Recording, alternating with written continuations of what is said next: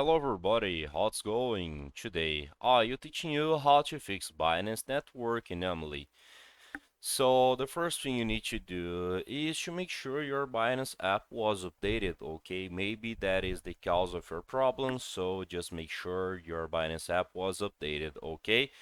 But if you update the Binance app and the bug was continue, what you can do is go to the settings of your cell phone, okay? And here in the settings of your cell phone, you need to go to apps and notifications. And here in the apps and notifications, you need to go to the Binance, okay? The Binance app. After that, you need to go to storage, okay? And after that, just click in clear storage and clear the cache, okay?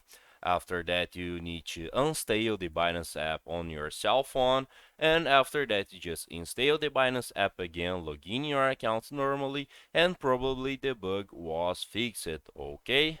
So, I hope I can help you to fix Binance Network Anomaly. If you like, don't forget to subscribe in our channel and hit the like button. See ya!